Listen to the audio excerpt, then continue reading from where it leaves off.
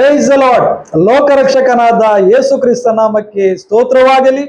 ನಿಮಗೆಲ್ಲರಿಗೂ ಕೂಡ born again in Jesus Christ ದೈವಿಕ ಚಾನಲ್ಗೆ ಸ್ವಾಗತ ಬಯಸುವನಾಗಿದ್ದೇನೆ. ಪ್ರಿಯರೇ, ಇವತ್ತು ನಾವು ಮಾತನಾಡಲಿಕ್ಕೆ ಹೋಗುವಂತ ವಿಷಯ ಯೇಸು ಕ್ರಿಸ್ತನ ಶಿಲುಬೆಯ ಮರಣ. ಅದರ ವಿವರಣೆಯನ್ನು ಕೊಡಲಿಕ್ಕೆ ನಮ್ಮ ಮಧ್ಯೆ ಇದ್ದಾರೆ ನಮ್ಮ ಹಿರಿಯ ಸಭಾಪಾಲಕರಾದ ಪಾಸ್ಟರ್ ಓಡಿ ಜಾನ್ಸನ್ ಅವರನ್ನು ನಾನು ಸ್ವಾಗತ ಬಯಸುವನಾಗಿದ್ದೇನೆ. ಪ್ರೈಸ್ ಲಾರ್ಡ್ ಪಾಸ್ಟರ್ ಅವರೇ. Praise lord.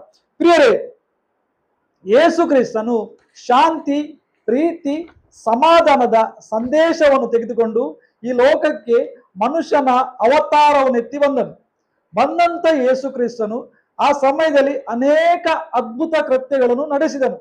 ಪ್ರತ್ಯೇಕವಾಗಿ ಆತನ ಬಳಿಗೆ ಬಂದಂತ ಎಲ್ಲ ರೋಗಿಗಳನ್ನು ಆತನು ಸೌಖ್ಯಪಡಿಸಿದನು. ಅಂದ್ರೆ ಆತನಿಗೆ ಅಸಾಧ್ಯವಾದದ್ದು ಒಂದು ಕೂಡ ಇರಲಿಲ್ಲ ಆ ಸಮಯದಲ್ಲಿ. ಅಂದ್ರೆ ಯಾವ ತರದ ರೋಗ ಆಗಲಿ, ಮರಣದ ಸ್ಥಿತಿಯಲ್ಲಿ ಇದ್ದಂತ ರೋಗದಿಂದ ಕೂಡ ಆತನು ಜನರಿಗೆ ಸೌಖ್ಯವನ್ನು ಕೊಟ್ಟನು. ಅದಲ್ಲದೆ ಭೂತ ಮತ್ತು ಪ್ರೇತವ ತೊಂದರೆ ಇದ್ದ ಜನರಿಗೆ ಕೂಡ ಆತನು ಬಿಡುಗಡೆಯನ್ನು ಕೊಟ್ಟದ್ದು ನಮಗೆ ಆ ದೇವರ ವಾಕ್ಯದ ನಮಗೆ ಓದಲಿಕ್ಕೆ ಸಿಗ್ತದೆ. ಅದಕ್ಕಿಂತ ದೊಡ್ಡದಾಗಿ ಸತ್ತು 4ನೇ ದಿವಸ ಆದ ನಂತರ ಲಾಜರನ್ ಎಂಬ ವ್ಯಕ್ತಿಯನ್ನು ತಿರುಗಿ ಬದುಕಿಸುವುದು ಕೂಡ ನಮಗೆ ದೇವರ ವಾಕ್ಯದಲ್ಲಿ ನಮಗೆ ಸ್ಪಷ್ಟವಾಗಿ ಓದಲಿಕ್ಕೆ ಸಿಗ್ತದೆ. ಆ ಸಮಯದಲ್ಲಿ ಅಂದ್ರೆ ಯೇಸು ಕ್ರಿಸ್ತನು ಪ್ರತ್ಯೇಕವಾಗಿ ಇಸ್ರೇಲ್ ಅಲ್ಲಿ ಇರುವಾಗ ಅದರೊಳಗೆ ಸಮಾಧಾನ ಇತ್ತು, ಅದರೊಳಗೆ ಯಾವ ಯುದ್ಧ ಕೂಡ ಇರಲಿಲ್ಲ ಎಂದು ಕೂಡ ನಮಗೆ ದೇವರ ವಾಕ್ಯದ ನಮಗೆ ಓದಲಿಕ್ಕೆ ಸಿಗ್ತದೆ.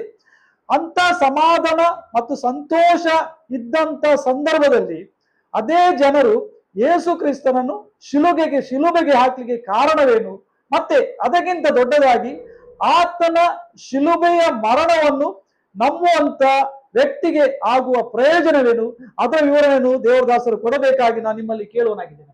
ಪ್ರೀಸಲೋ ಎಲ್ಲ ಲೋಕರಕ್ಷಕನು ಅದೇ ರೀತಿಯಲ್ಲಿ ಮರಣವನ್ನು ಪಾತಾಳವನ್ನು ಗೆದ್ದು 3ನೇ ದಿನದಲ್ಲಿ ಮೃತ್ಯುಂಜಯನಾಗಿ ಇವತ್ತು ಕೂಡ ಜೀವಿಸುವಂತ ಯೇಸು ಕ್ರಿಸ್ತನ ಪರಿಶುದ್ಧವಾದ ನಾಮದಲ್ಲಿ ಎಲ್ಲ ವೀಕ್ಷಕರನ್ನು ನನ್ನ ವಂದನೆ ತಿಳಿಸುವನಾಗಿದ್ದೇನೆ.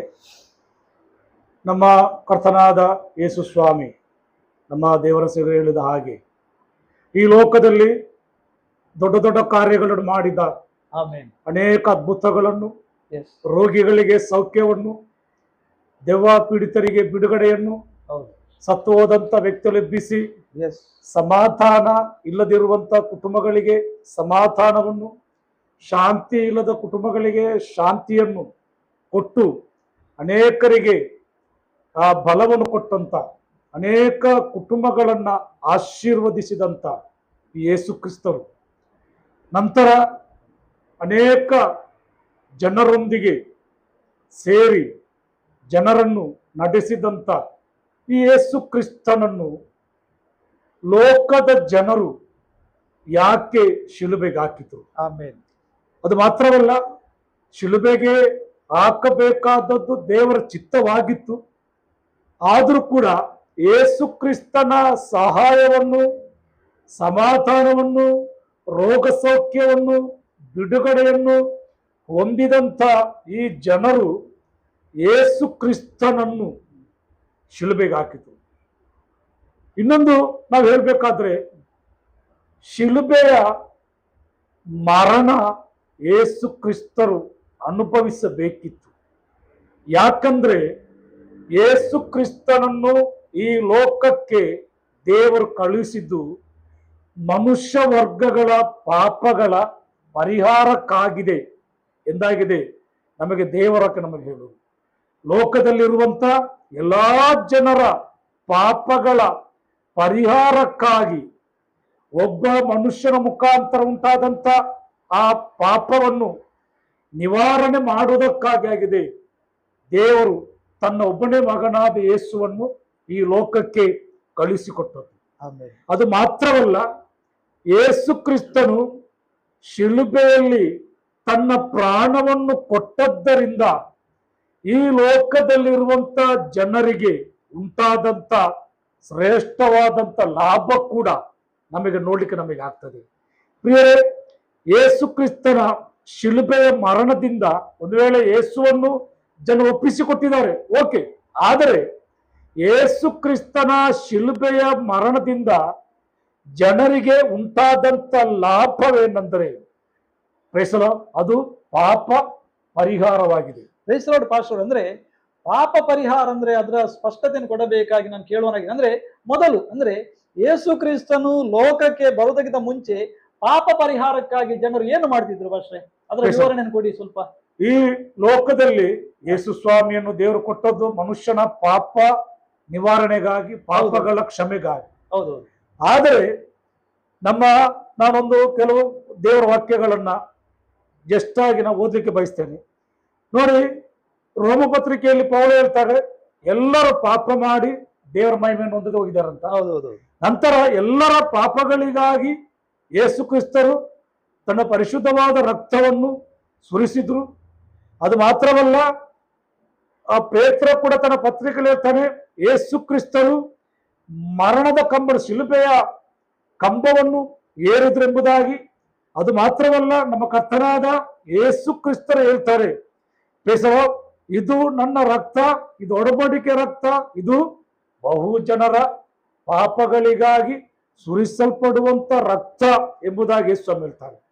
ಆದರೆ ದೇವರ ಸೇವಕರು ಕೇಳಿದ ಹಾಗೆ ಹಳೆಯ ಕಾಲದಲ್ಲಿ ಅಂದ್ರೆ ಯೇಸು ಕ್ರಿಸ್ತರು ಹುಟ್ಟುವುದಕ್ಕಿಂತ ಮುಂಚೆ ಮನುಷ್ಯನು ಮಾಡುವಂತ ಪಾಪಗಳಿಗಾಗಿ ಆ ಕಾಲದಲ್ಲಿ ದೇವರ ಆಜ್ಞೆ ಪ್ರಕಾರ ಯಹೂದ್ಯರು ತಾವು ಮಾಡುವಂತ ತಪ್ಪುಗಳಿಗಾಗಿ, ತಾವು ಮಾಡುವಂತ ಪಾಪಗಳಿಗಾಗಿ ಆಡು ಕುರಿಗಳನ್ನು ಬಲಿಯಾಗಿ ಸಮರ್ಪಿಸ್ತಾ ಇದ್ರು. ಯೇಸು ಕ್ರಿಸ್ತನು ಈ ಲೋಕಕ್ಕೆ ಬರೋದಕ್ಕಿಂತ ಮುಂಚೆ ಮನುಷ್ಯನ ಪಾಪಗಳಿಗಾಗಿ ಏನು ಕೊಡ್ತಿದ್ರು? ಆಡು ಕುರಿಗಳನ್ನ ಬಲಿಯಾಗಿ ಕೊಡ್ತಿದ್ರು. ಆ ಬಲಿ ಯೇಸು ಕ್ರಿಸ್ತನ ಒಂದು ನೆರಳಾಗಿದೆ. ಆದುದರಿಂದ ಯೇಸು ಕ್ರಿಸ್ತರು ಶಿಲುಬೆಯಲ್ಲಿ ಬಲಿ ಆದದ್ದರಿಂದಲೇ ಇವತ್ತು ಮನುಷ್ಯನ ಪಾಪ ಏನಾಗಿದೆ? ಕ್ಷಮಿಸಲ್ಪಟ್ಟಿದೆ. ನಾನು ಇನ್ನೊಂದು ಹೇಳ್ತೇನೆ.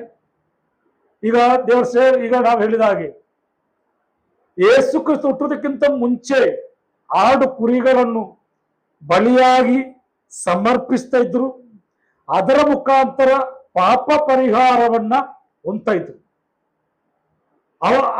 ಆ ಕಾಲದಲ್ಲಿ ಪ್ರತಿ ದಿವಸ ಮನುಷ್ಯನು ಮಾಡುವಂತ ಪಾಪಗಳಿಗಾಗಿ ಪ್ರತಿ ದಿವಸ ಆಡು ಮತ್ತೆ ಕುರಿ ಏನಾಗ್ಬೇಕಿತ್ತು? ಬಲಿಯಾಗಬೇಕಿತ್ತು. ಆದರೆ ಆ ಪಾಪ ಪರಿಹಾರ ಪರಿಪೂರ್ಣವಾಗಿ ಶ್ರಮಿಸಲ್ಪಡುವುದಕ್ಕಾಗಿ, ಪರಿಪೂರ್ಣವಾದ ನಿವಾರಣೆಗಾಗಿ ಆಗಿದೆ ಯೇಸು ಕ್ರಿಸ್ತರು ತಮ್ಮನ್ನು ಶಿಲುಬೆ ಮೇಲೆ ಪರಿಪೂರ್ಣವಾಗಿ ಬಲಿಯಾಗಿ ಸಮರ್ಪಿಸಿಕೊಟ್ರು. ಇನ್ನು ಈ ಲೋಕದಲ್ಲಿ ಮನುಷ್ಯನ ಪಾಪಗಳಿಗಾಗಿ ಯಾವ ವಿಧವಾದ ಬಲಿಯ ಅಗತ್ಯ ಇಲ್ಲ. ಎಲ್ಲ ಪಾಪಗಳ ಪರಿಹಾರಕ್ಕಾಗಿ ಯೇಸು ಕ್ರಿಸ್ತರು ತಮ್ಮನ್ನು ಬಲಿಯಾಗಿ ಸಮರ್ಪಿಸಿ ಕೊಟ್ಟಿದ್ದಾರೆ. ಈ ಲೋಕದಲ್ಲಿ ಇನ್ನು ಯಾವ ಬಲಿ ಕೂಡ ದೇವರಿಗದು ಸಮರ್ಪಕವಾಗುವುದಿಲ್ಲ. ಯೇಸು ಸ್ವಾಮಿ ನಮ್ಮೆಲ್ಲರ ಪಾಪಗಳಿಗಾಗಿ ಬಲಿಯಾಗಿ ಆಗಿದೆ. ಆದುದರಿಂದ ಇನ್ನು ಯಾವ ಬಲಿ ನಮಗೆ ಅಗತ್ಯ ಇಲ್ಲ. ಅದು ಮಾತ್ರವಲ್ಲ, ಯೇಸು ಕ್ರಿಸ್ತರು ಎಲ್ಲಿ ಆಗಿದೆ ತಮ್ಮನ್ನು ಬಲಿಯಾಗಿ ಸಮರ್ಪಿಸಿಕೊಟ್ಟದ್ದು, ಅದು ನಾವು ನೋಡಬೇಕಾದಂತ ವಿಷಯ. ಯೇಸು ಸ್ವಾಮಿ ಎಲ್ಲಿ ಆಗಿದೆ ಬಲಿಯಾಗಿ ತನ್ನ ರಕ್ತವನ್ನ ಸುರಿಸಿದ್ದು ದೇವರ ಕೇಳ್ತದೆ ಕಲ್ವಾರಿ ಶಿಲುಬೆಯಲ್ಲೆಂಬುದಾಗಿ. ಕಲ್ವಾರಿ ಶಿಲುಬೆಯಲ್ಲಿ ಯೇಸು ಕ್ರಿಸ್ತರು ತನ್ನ ರಕ್ತವನ್ನು ಮನುಷ್ಯನ ಪಾಪಗಳಿಗಾಗಿ ಸಮರ್ಪಿಸಿಕೊಟ್ರು. ಅದಕ್ಕಾಗಿ ದೇವರ ಕೇಳ್ತದೆ ರಕ್ತಧಾರ ಇಲ್ಲದೆ ಪಾಪ ಪರಿಹಾರ ಇಲ್ಲೆಂಬುದು. ಮತ್ತೊಂದು ವಿಷಯ ಭಾಷೆ ಅಂದ್ರೆ ಯೇಸು ಕ್ರಿಸ್ತನು ಸ್ವತಃವಾಗಿ ತನ್ನ ಪ್ರಾಣವನ್ನು ಕೊಟ್ಟದಲ್ಲ, ಸ್ವತಃವಾಗಿ. ನೀವು ಅದೇ ಯೋಹಾನ ಬರೆದ ಸುವಾರ್ತೆ 10ನೇ ಅಧ್ಯಾಯದಲ್ಲಿ ನಾವು ಓದುವ ಪ್ರಕಾರ ಸ್ವ ಇಚ್ಛೆಯಿಂದ ಆತನು ತನ್ನ ಪ್ರಾಣವನ್ನು ಜನರಿಗೋಸ್ಕರ ಕೊಟ್ಟನು. ಅದೇ ಕೆಲವರು ಹೇಳ್ತಾರೆ ಯೇಸುವನ್ನು ಕೊಂದರೆಂಬುದಾಗಿ. ಹಾಗೆ ಕೆಲವರು ಹೇಳ್ತಾರೆ ರೋಮ್ ಸೈನಿಕರು ಯೇಸುವನ್ನು ಸಾಯಿಸರೆಂಬುದಾಗಿ. ಆಮೆನ್. ನೋಡಿ ಪ್ರಿಯರೇ, ಯೇಸು ಸ್ವಾಮಿ ಯಾರಾಗಿದ್ದಾರೆ? ಯೇಸು ಸ್ವಾಮಿ ದೇವರಾಗಿದ್ದಾರೆ. ದೇವರಾದಂತ ಯೇಸು ಕ್ರಿಸ್ತರು ಈ ಲೋಕಕ್ಕೆ ಮನುಷ್ಯರಾಗಿ ಬಂದರು.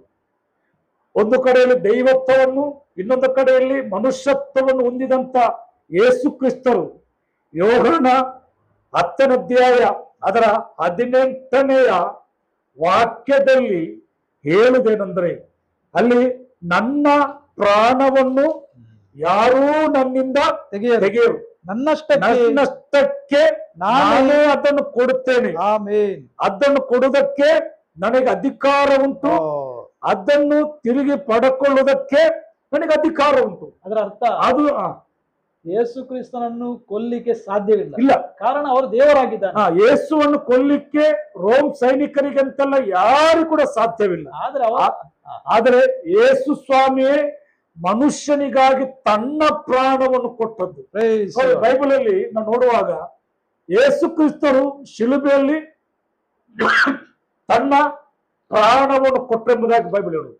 ಆದ್ರೆ ಯೇಸು ಸ್ವಾಮಿಯನ್ನು ಶಿಲುಬೆಯಲ್ಲಿ ಕೊಂದದ್ದಾಗಿ ಸೈನಿಕರಾಗಲಿ ರೋಮಿನ ಕೊಂದದಾಗಲಿ ನಮಗೆ ನೋಡ್ಲಿಕ್ಕೆ ಆಗುದಿಲ್ಲ. ಆದ್ರೆ ಯೇಸು ಸ್ವಾಮಿ ಶಿಲುಬೆಯಲ್ಲಿ ತನ್ನ ಪ್ರಾಣವನ್ನು ಕೊಟ್ಟರು. ಯೇಸು ಸ್ವಾಮಿ ಕೊಲ್ಲಿಕ್ಕೆ ಯಾರಿಂದಲೂ ಕೂಡ ಅಸಾಧ್ಯ. ಯೇಸು ದೇವರಾಗಿದ್ದಾರೆ. ಆ ಯೇಸು ಸ್ವಾಮಿ ಶಿಲುಬೆಯಲ್ಲಿ ಆಗಿದೆ ತನ್ನ ಪ್ರಾಣವನ್ನು ಕೊಟ್ಟರು. ನೋಡಿ ಪ್ರಿಯರೇ, ಆ ಶಿಲುಬೆ ಯಾವ ರೀತಿಯ ಶಿಲುಬೆ ಎಂಬುದು ನೋಡುವಾಗ ಈ ಕಾಲದಲ್ಲಿ ಯೇಸುವಿನ ನೆನಪಿಗೋಸ್ಕರ ಮಾಡಲ್ಪಡುವಂತ ಶಿಲುಬೆ ಅಲ್ಲ. ಆ ಕಾಲದ ಶಿಲುಬೆ ತಪ್ಪು ಮಾಡುವಂತ ವ್ಯಕ್ತಿಯ ಶಿಕ್ಷೆ ಕೊಡುವುದಕ್ಕಾಗಿ ನೇಮಿಸಲ್ಪಟ್ಟಂತ ವ್ಯಕ್ತಿಯನ್ನು ಶಿಲುಬೆಗೆ ಹಾಕುವಾಗ ಸೈನಿಕರು ಅರಣ್ಯಕ್ಕೆ ಹೋಗಿ ಅಲ್ಲಿ ಮರವನ್ನು ಕಡಿದು ಯಾವ ಶೇಪ್ ಇಲ್ಲದೆ ಶಿಲುಬೆಯ ಆಕಾರವನ್ನು ಮಾಡಿ ಆ ಆಕಾರದಲ್ಲಿ ಆ ಶಿಲುಬೆಯಲ್ಲಾಗಿದೆ ಯೇಸುವನ್ನು ಶಿಲುಬೆಗೆ ಹಾಕಿದ್ದು. ಶಿಲುಬೆಗೆ ಯಾವ ಚಂದ ಕೂಡ ಇರಲಿಲ್ಲ. ಶಿಲುಬೆ ಯಾವ ಚಂದ ಕೂಡ ಇಲ್ಲ. ಆಮೇನ್. ಇವತ್ತು ಮನುಷ್ಯನು ಕೊಡುವಂತ ಅಂದ ಚಂದಗಳು ಆ ಕಾಲದ ಶಿಲುಬೆಗೆ ಇರಲಿಲ್ಲ, ಸಾಧ್ಯವಿಲ್ಲ, ಇಲ್ಲ. ಆಮೇನ್. ಅರಣ್ಯಕ್ಕೆ ಹೋಗಿ ಮರವನ್ನು ಕಡಿದು ತಂದು ಅದನ್ನು ಆಣಿಯಾಗಿ ಹಾಕಿ ಶಿಲುಬೆ ಆಕಾರ ಮಾಡಿ ಆಗಿದೆ ಆ ಶಿಲುಬೆಗೆ ಯೇಸು ಹಾಕುವುದು. ಅದು ಮಾತ್ರವಲ್ಲ, ಕೆಲವು ಚರಿತ್ರೆ ಇರ್ತದೆ, ಸುಮಾರು 2-3 ಹೊರುವಂತ ಮರವಾಗಿತ್ತು ಆ ಶಿಲುಬೆ ಎಂಬುದೇಗಳು. ಆ ಶಿಲುಬೆಯಲ್ಲಿ ಯೇಸು ಸ್ವಾಮಿ ತನ್ನ ಪ್ರಾಣವನ್ನು ಕೊಟ್ಟು. ಒಂದು ವಿಷಯ, ಯೇಸು ಕ್ರಿಸ್ತನನ್ನು ಶಿಲುಬೆಗೆ ಹಾಕಿದ ನಂತರ ಅವನ ಶರೀರದಲ್ಲಿ ಒಂದು ರಕ್ತದ ಹನಿ ಕೂಡ ಇರಲಿಲ್ಲ, ಎಲ್ಲವೂ ಇಳಿದು ಹೋಯ್ತಲ್ಲ. ಅದೇ ಅಲ್ಲ ದೇವರ ಪದ್ಧತಿ. ರಕ್ತಧಾರಣೆ ಅಂದ್ರೆ ಹಾಗೆಲ್ಲ ಅವರೇ.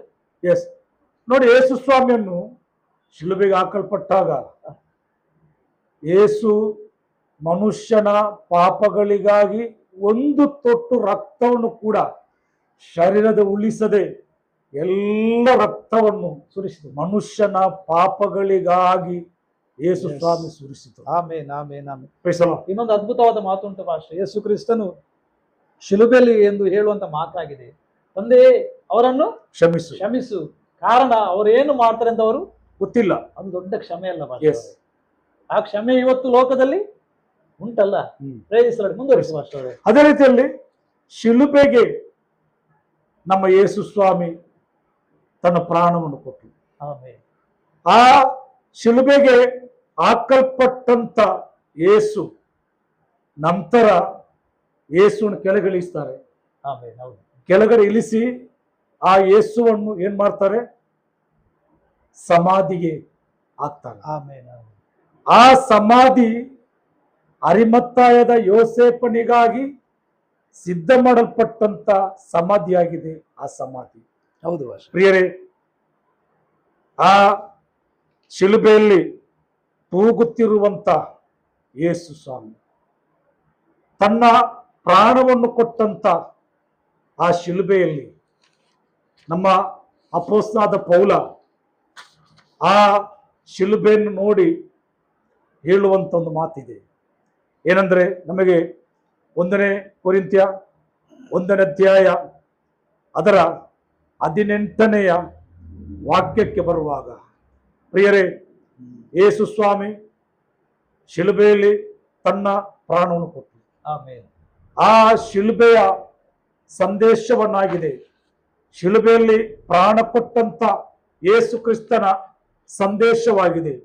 ಇವತ್ತು ಜಗತ್ತಿನ ಅನೇಕ ಕಡೆಗಳಲ್ಲಿ ಅನೇಕ ದೇವ ಭಕ್ತರು ಆ ಸಂದೇಶವನ್ನ ಹೇಳುವಂಥದ್ದು. ಆಮೆನ್. ನಾವು ಯಾಕೆ ಶಿಲುಬೆ ಸಂದೇಶವನ್ನ ಅಥವಾ ಶಿಲುಬೆ ತೂಗುವಂತ ಯೇಸುವಿನ ಸಂದೇಶವನ್ನ ನಾವು ಯಾಕೆ ಜನರಿಗೆ ಪ್ರಚಾರ ಮಾಡಿದೇನೆಂದ್ರೆ, ಅದರಲ್ಲಿ 1 ಕೊರಿಂಥ್ಯ 1ನೇ ಅಧ್ಯಾಯ 18ನೇ ವಾಕ್ಯ ಬರುವಾಗ, ಆ ಶಿಲುಬೆಯು ನಾಶನ ಮಾರ್ಗದಲ್ಲಿರುವವರಿಗೆ ಏನಾಗಿದೆ? ನಾಶನ ಮಾರ್ಗದಲ್ಲಿರುವವರಿಗೆ ಅದು ಹುಚ್ಚು ಮಾತಾಗಿದೆ. ಆಮೆನ್. ರಕ್ಷಣೆಯ ಮಾರ್ಗದಲ್ಲಿರುವ ನಮಗೆ ದೇವರ ಶಕ್ತಿಯಾಗಿದೆ. Praise the Lord. ಕಾರಣ, ರಕ್ಷಣೆಯ ಮಾರ್ಗದಲ್ಲಿರುವವರಿಗೆ ದೇವರ ಶಕ್ತಿ ಆಗ್ಲಿಕ್ಕೆ ಕಾರಣ, ನಾಶನ ಮಾರ್ಗದಲ್ಲಿರುವವರಿಗೆ ಈ ಶಿಲುಬೆಯ ಸಂದೇಶ, ಶಿಲುಬೆ ಮಾತು ಹುಚ್ಚು ಮಾತಾಗ್ಲಿಕ್ಕೆ ಕಾರಣ. ಇವತ್ತು ಯೇಸು ಕ್ರಿಸ್ತನ ಶಿಲುಬೆ ಮರಣವನ್ನು ಯಾರು ಕೂಡ ಅನೇಕರು ನಂಬದೆ ಹೋಗುವಾಗ, ಆ ಶಿಲುಬೆಯ ಸಂದೇಶವನ್ನು ನಂಬುವಂತ ವ್ಯಕ್ತಿಗಳಿಗೆ ರಕ್ಷಣೆ ಮಾತ್ರವಲ್ಲ, ಅದು ದೇವರ ಶಕ್ತಿಯಾಗಿದೆ. ಆಮೆನ್. ಇವತ್ತು ಕೂಡ ಈ ಶಿಲುಬೆ ಸಂದೇಶ ಅನೇಕ ಕಡೆಗಳಲ್ಲಿ ಈ ಯೇಸು ಕ್ರಿಸ್ತನ ಈ ಸಂದೇಶವನ್ನ ಸಾರುತ್ತಿರುವಾಗ, ಆ ಶಿಲುಬೆಯ ಸಂದೇಶ ಮುಖಾಂತರ ಆಮೆನ್. ಅನೇಕ ಜನರು ರಕ್ಷಣೆಗೆ ಬಂದು ದೇವರ ಶಕ್ತಿಯನ್ನು ಹೊಂದುತ್ತಾ ಇದ್ದಾರೆ. Praise ಅದು ಮಾತ್ರ ಅಲ್ಲ ಪ್ರಿಯರೇ, ಅದೇ ರೀತಿಯಲ್ಲಿ ನಮಗೆ 1 ಕೊರಿಂಥ್ಯ ಅದರ 1ನೇ ಅಧ್ಯಾಯ ಅದರ 23ನೆಯ ವಾಕ್ಯಕ್ಕೆ ಬರುವಾಗಲೂ ಕೂಡ ಅಲ್ಲಿ ಅಪೊಸ್ತಲನಾದ ಪೌಲ ಹೇಳುವಂತ ಒಂದು ಮಾತುಂಟು. ಏನಂದ್ರೆ, ನಾವು ಇಂದು ಶಿಲುಬೆಗೆ ಹಾಕಲ್ಪಟ್ಟ ಕ್ರಿಸ್ತನನ್ನು ಪ್ರಚುರಪಡಿಸ್ತಾ ಇದ್ದೇವೆ. ಆಮೆನ್. ಶಿಲುಬೆಗೆ ಹಾಕಲ್ಪಟ್ಟಂತ ಯೇಸು ಕ್ರಿಸ್ತನನ್ನು ನಾವೇನ್ ಮಾಡ್ತಿದ್ದೇವೆ? ಪ್ರಚಾರ ಮಾಡ್ತಿದ್ದೇವೆ.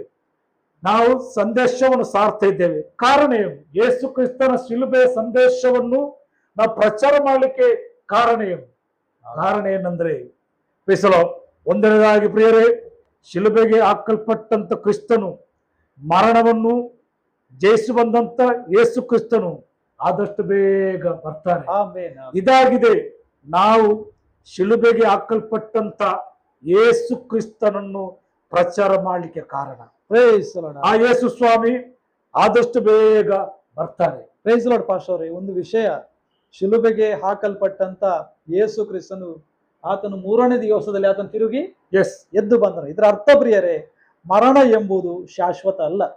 ಇದನ್ನು ಯೇಸು ಕ್ರಿಸ್ತನ ಮೂಲಕ ದೇವರು ಲೋಕಕ್ಕೆ ತಿಳಿಸಿದನು. ಅಂದ್ರೆ ಯೇಸು ಕ್ರಿಸ್ತನು ಲೋಕಕ್ಕೆ ಬರುವುದಕ್ಕಿಂತ ಮುಂಚೆ ಈ ಪುನರುತ್ಥಾನ, ಮರಣದ ನಂತರ ಜೀವಿತ ಉಂಟೆಂಬುದು ಜನರಿಗೆ ಅಷ್ಟು ನಂಬಿಕೆ ಇರಲಿಲ್ಲ. ಆವಾಗ ಏನಾಯ್ತು ಅಂತ ಹೇಳಿದ್ರೆ, ದೇವರು ಯೇಸು ಕ್ರಿಸ್ತನನ್ನು ಎಬ್ಬಿಸಿದ ಒಂದು ಕಾರಣದಿಂದ ಆತನನ್ನು ನಮ್ಮವರನ್ನು ಕೂಡ ಆತನು ಒಂದು ದಿವಸ ಎಬ್ಬಿಸುವನಾಗಿದೆ. ಹಾಲೆಲೂಯ. ಉತ್ತಮವಾದ ಸಂದೇಶ ಇವತ್ತು ಪಾಸ್ ನಮಗೆ ಕೊಟ್ಟಿದ್ದೀರಿ. ಇನ್ನು ಮುಂದೆ ಕೂಡ ನಾವು ಇದಕ್ಕಿಂತ ಒಳ್ಳೆಯಾದ ಒಂದು ಸಂದೇಶಗಳನ್ನು ನಿಮ್ಮ ಮುಂದೆಗೆ ನಾನು ಕೊಡ್ಲಿಕ್ಕೆ ಇಚ್ಛಿಸುವನಾಗಿದ್ದೇನೆ. ಸ್ವಲ್ಪ ವಿವರಣೆಯನ್ನು ಕೊಟ್ಟು ಕೊನೆಯದಾಗಿ ಪ್ರಾರ್ಥನೆಯನ್ನು ಮಾಡಿ ಇವತ್ತಿನ ಸಂದೇಶವನ್ನು ಮುಗಿಸಬೇಕಾಗಿ ನಿಮ್ಮಲ್ಲಿ ನಾನು ಕೇಳುವನಾಗಿದ್ದೇನೆ. ಪ್ರಿಯರೇ, ನಮ್ಮ ಕರ್ತನಾದ ಯೇಸು ಸ್ವಾಮಿ ಆಮೆನ್. ನಮ್ಮ ಪಾಪಗಳಿಗಾಗಿ ಶಿಲುಬೆ ಮೇಲೆ ಸತ್ತು ಹೂಣಲ್ಪಟ್ಟು ಹಾಲೆಲೂಯ 3ನೇ ದಿನದಲ್ಲಿ ಮೃತ್ಯುಂಜಯರಾದ ಆಮೆನ್. ಆ ಯೇಸು ಸ್ವಾಮಿ ಆದಷ್ಟು ಬೇಗ ಬರ್ತಾರೆ. ಆಮೆನ್. ಆಮೆನ್. ಯಾರಿಗಾಗಿ ಬರ್ತಾರೆ? ತನ್ನ ಮಕ್ಕಳಿಗಾಗಿ ಬರ್ತಾರೆ. ಯೇಸು ಸ್ವಾಮಿ ಇರುವಂತ ಆ ಸ್ಥಳದಲ್ಲಿ ಆತನ ಮಕ್ಕಳಾದ ನಮ್ಮನ್ನು ಕೂಡ ಸೇರಿಸಲಿಕ್ಕೆ ಯೇಸು ಆದಷ್ಟು ಬೇಗ ಬರ್ತಾರೆ. ಆದುದರಿಂದ ನೀವು ಮಾಡಬೇಕಾದಂತ ವಿಷಯ ಏನಂದ್ರೆ, ಆ ಯೇಸುವಿನ ಬರೋಣಕ್ಕಾಗಿ ಸಿದ್ಧರಾಗಿ ನಿಲ್ಲುವಂತವರಾಗಿದೆ. ಆ ಯೇಸು ಬರುವುದು ತನ್ನ ರಾಜ್ಯಕ್ಕೆ ತನ್ನ ಮಕ್ಕಳನ್ನು ಕರ್ಕೊಂಡು ಹೋಗುವುದಕ್ಕೆ. ಆದುದರಿಂದ ನಮ್ಮನ್ನು ದೇವರ ಕರಗಳಿಗೆ ಸಮರ್ಪಿಸಿ ನಾವು ಪ್ರಾರ್ಥನೆ. ಆಮೆನ್. ಪರಿಶುದ್ಧನಾದ ದೇವರೇ, ದೇವರೇ, ನಿಮ್ಮ ಮಗನಾದ ಯೇಸು ಕ್ರಿಸ್ತನ Hallelujah. ನಾಮದಲ್ಲಿ ನಾವು ನಿಮ್ಮ ಬಳಿಗೆ ಬಂದಿದ್ದೇವೆ ಸ್ವಾಮಿ. ದೇವರೇ, ದೇವರೇ, ಶಿಲುಬೆ ಮೇಲೆ ನೀನು ನಿನ್ನ ರಕ್ತವನ್ನು ನಮಗಾಗಿ ಸುರಿಸಿದ ಸ್ತೋತ್ರ. ದೇವರೇ, ಮನುಷ್ಯನ ಪಾಪಗಳನ್ನೆಲ್ಲ ಶಿಲುಬೆ ಮೇಲೆ ಕ್ಷಮಿಸಿ Hallelujah. ನಿನ್ನ ಪ್ರಾಣವನ್ನು ಕೊಟ್ಟು Yes. ಸಮಾಧಿಯಾಗಿ ಮೂರನೇ ದಿನದ ಮೃತ್ಯುಂಜಯನಾಗಿ ಇವತ್ತು ಕೂಡ ಜೀವಿಸುವಂತ ದೇವರೇ, Hallelujah. ಆದಷ್ಟು ಬೇಗ ಬರುವಂತ ಕರ್ತನೆ, ನಿನ್ನ ಬರೋಣಕ್ಕಾಗಿ ಜನರು ಸಿದ್ಧರಾಗುವಂತೆ, ನಿನ್ನ ಬರೋಣಕ್ಕಾಗಿ ಜನರು ನಿನಗಾಗಿ ಸಮರ್ಪಿಸಿಕೊಡುವಂತೆ ನಾವು ಪ್ರಾರ್ಥಿಸ್ತೇವೆ. ಒಬ್ಬ ವ್ಯಕ್ತಿ ಕೂಡ ನಿತ್ಯವಾದ ನಾಶಕ್ಕೆ ಹೋಗದೆ ಎಲ್ಲರೂ ನಿತ್ಯ ಜೀವನ ಹೊಂದುವುದಕ್ಕಾಗಿ ನಾವು ಪ್ರಾರ್ಥಿಸ್ತೇವೆ. Yes, sir. ಈ ಸಂದೇಶವನ್ನು ಕೇಳುವಂತ ಎಲ್ಲರ ಹೃದಯದಲ್ಲಿ ಸ್ವಾಮಿ ನೀನು ಮಾತಾಡಬೇಕಾಗಿ ನಾವು ಪ್ರಾರ್ಥಿಸ್ತೇವೆ. Amen. ನಿನ್ನ ನಾಮ ಮಾತ್ರವೇ ಕೈ ಮುಂದಲಿ ಎಂಬುದಾಗಿ ನಾವು ಪ್ರಾರ್ಥಿಸ್ತೇವೆ. Yes, sir. ನಮ್ಮ ಪ್ರಾರ್ಥನೆ ಕೇಳಿದದಕ್ಕಾಗಿ ಸ್ತೋತ್ರ. ಸ್ತೋತ್ರ. ಎಲ್ಲ ಸ್ತುತಿ, ಘನ, ಮಾನ, ಮಹಿಮೆ ನಿಮಗೆ ಮಾತ್ರ ನಾವು ಸಮರ್ಪಿಸುತ್ತೇವೆ. ಎಲ್ಲವನ್ನು ಯೇಸು ಕ್ರಿಸ್ತನ ಪರಿಶುದ್ಧವಾದ ನಾವು ಬರ್ತೇವೆ. ಪರಿಶುದ್ಧನಾದ ನಮ್ಮ ತಂದೆ. Amen. Amen. God bless you. ನಮ್ಮೆಲ್ಲರನ್ನು ಆಶೀರ್ವದಿಸಬೇಕು. Praise. Thank you.